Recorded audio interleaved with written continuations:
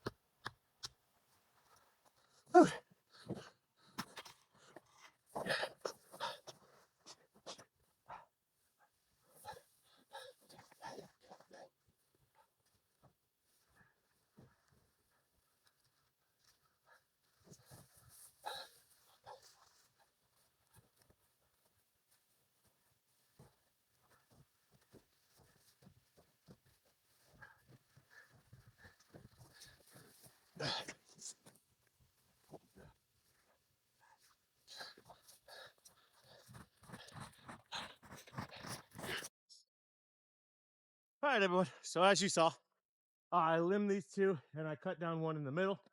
And the reason I did that is because I don't know if you saw it, but that one in the middle was too small. It was too young. So if I just limbed it the way I did these two, it probably would have sent it into shock and probably killed it. And it's better to cut it now and burn it now than to limb it, probably kill it, and then it just becomes ladder fuel and it destroys these two trees along with it if a fire were to break out. So by following that one, I saved these two. Now, what you did miss after I made this pile is I went through and I wiped down the bark because they're still pretty young ponderosas. So when ponderosas are growing, they have a lot of pines along the trunk, you know. Sorry, I'm fatigued. I've been doing this for a while. But anyways, young ponderosas have pines that stay on the trunk, which helps them grow. And if you don't remove those since they're dead, they like and a fire breaks out. I'll show you what I'm talking about. It's easier that way. So I limbed this tree earlier.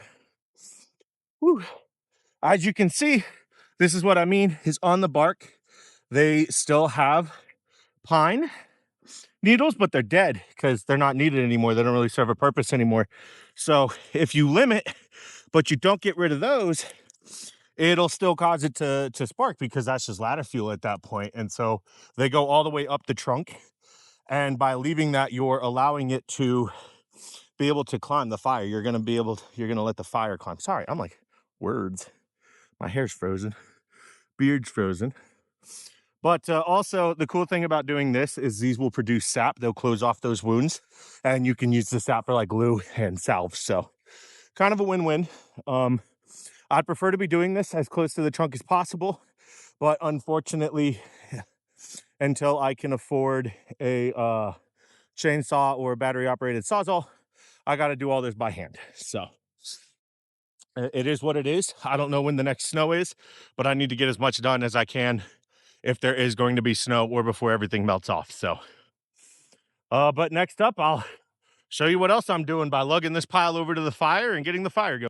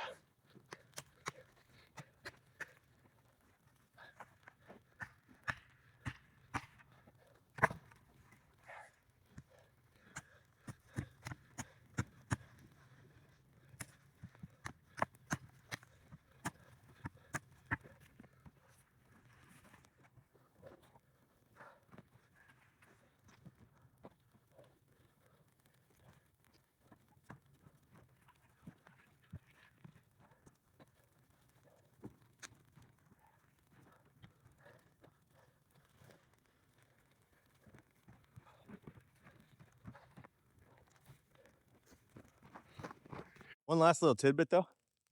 If this is how it burns when it's green and full of moisture, imagine how it burns during summer when it's dry. You know what I used to start this fire? Dried herbs, mugwort, catnip, horehound, ashwagandha, just dried herbs. And that's all it took to burn at least like 3 or 4 young trees worth of fuel during winter. So that's why I'm out here doing this. Just that little tidbit. Whew. What's up, everyone? All right, so I've cut down at this point like about 5. Well, I didn't cut down this many trees, but I fell at least like 2 or 3 young ponderosas, as you can see with this guy right here.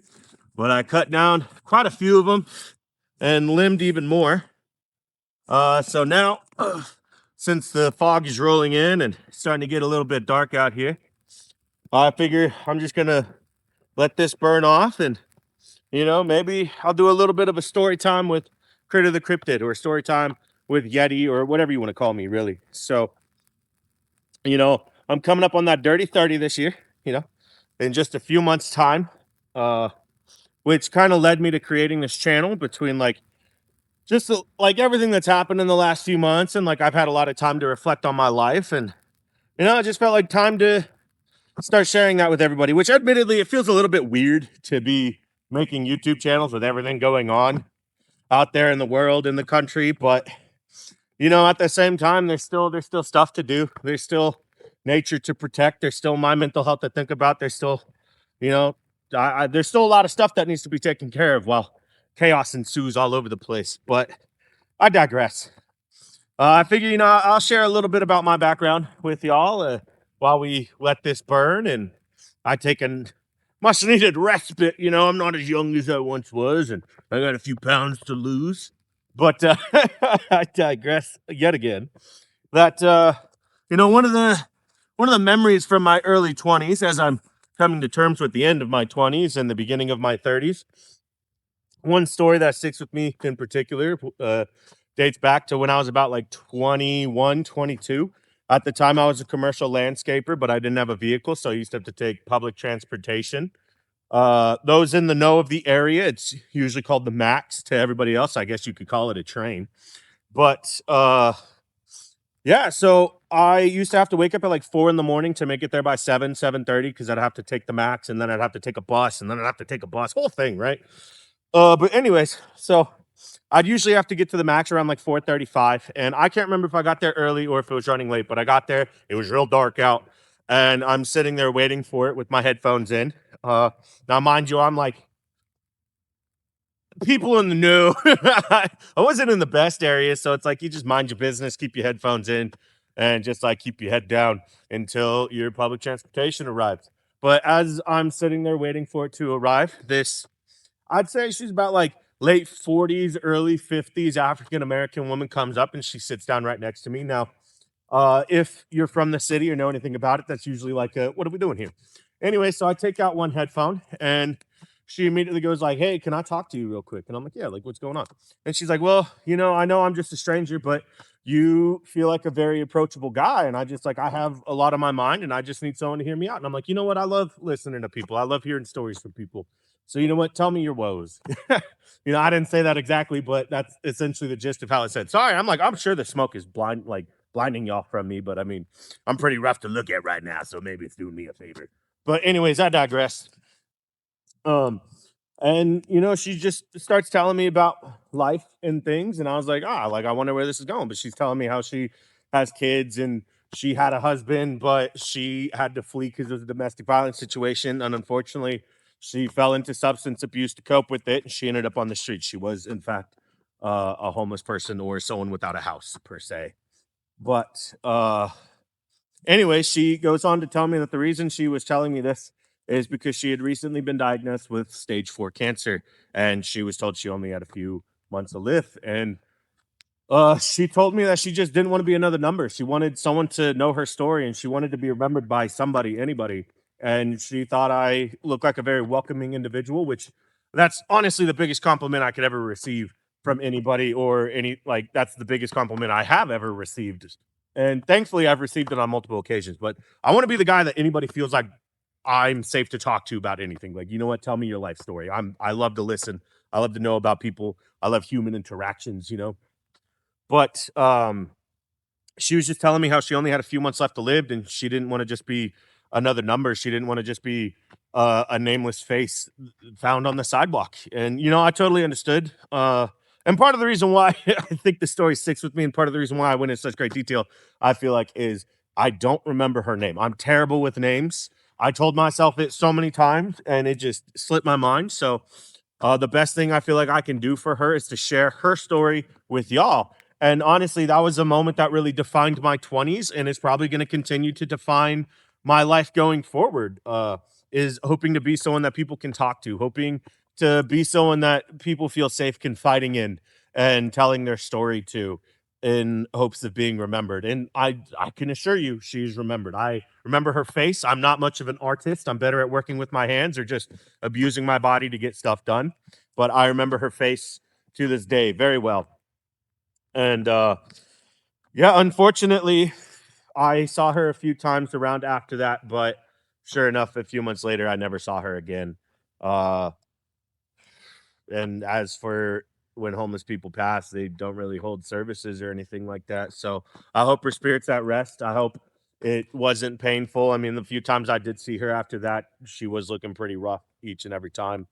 So you know, but that's one of the things that defined my 20s, and I think really wants me to like really made me want to really connect with nature and you know bring it all back around. Whew. Sorry, I got to keep the fire going so it can burn everything.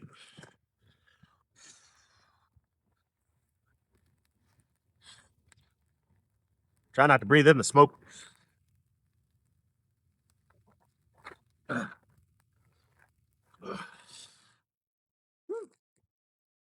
Anyway, you know that's one of the things. The other thing is, I recently lost someone who was very dear to me, who helped me get out of my teens and into my 20s.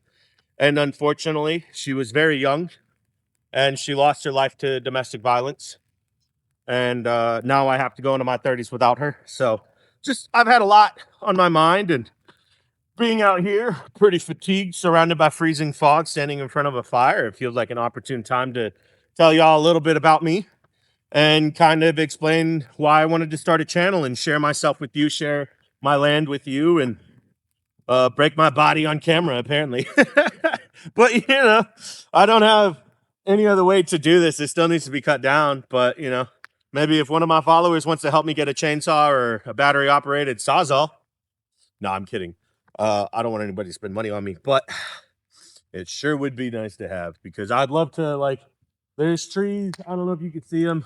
We're at a rough angle, but there's trees where the branches are up high, but they're hanging down real low into the grass, and stuff like that also needs to be cut. But I'd love to hear your stories. I'd love to hear your thoughts, your opinions. So drop them down in the comments. I'd appreciate it if you like, commented, and subscribed. Make sure to share my videos. I genuinely appreciate y'all. But that's Critter the Cryptid out.